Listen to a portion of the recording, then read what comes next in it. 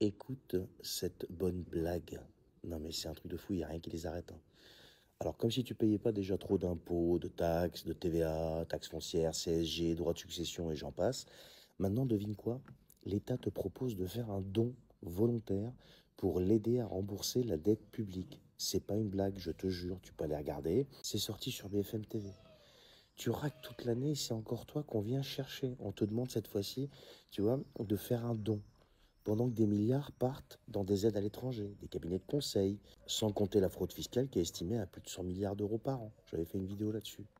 Mais le problème, non, c'est toi. Toi, le petit citoyen. Toi, à qui on demande toujours plus. Ils ont vidé les caisses. Ils te demandent des efforts sans cesse. Et là, maintenant, ils font appel à ta générosité. Faire un don à l'État. Mais commencez déjà par faire des économies dans les ministères.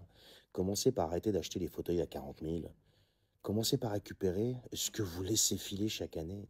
Commencez par rendre des comptes. Ah oui, parce qu'un jour, il faudra rappeler quand même que la dette, c'est leur faute à ces gens-là. C'est pas la tienne.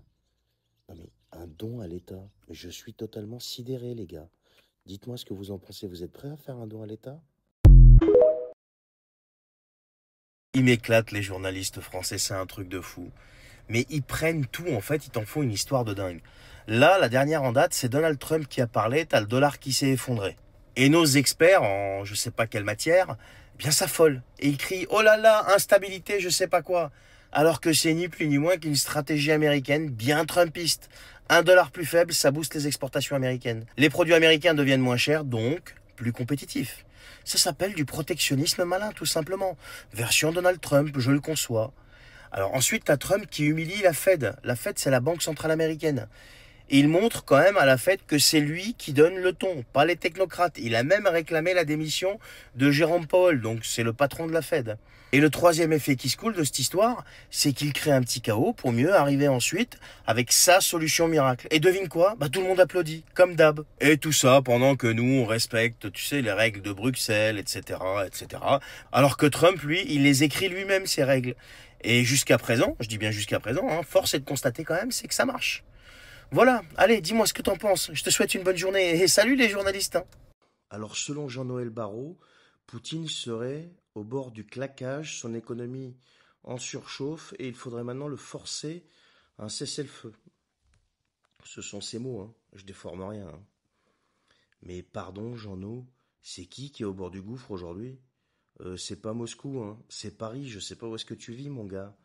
La France vient de franchir les 3646 milliards d'euros de dette, 114% de son produit intérieur brut, et on continue de creuser là.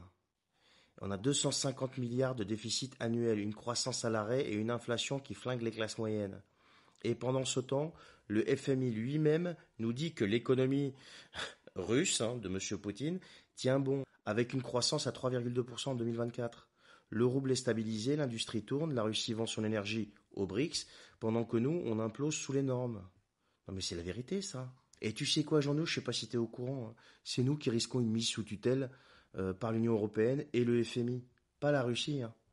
Mais ça, évidemment, personne dans ce gouvernement va vous le dire, les amis, hein. On préfère détourner les yeux, accuser les autres et faire croire que le Kremlin s'effondre, pendant que la France, elle, vacille vraiment pour de bon. Et c'est pas moi qui le dis, encore une fois, c'est le Fonds monétaire international et c'est l'Union européenne. Allez, Jean-No, arrête un peu là, à la prochaine.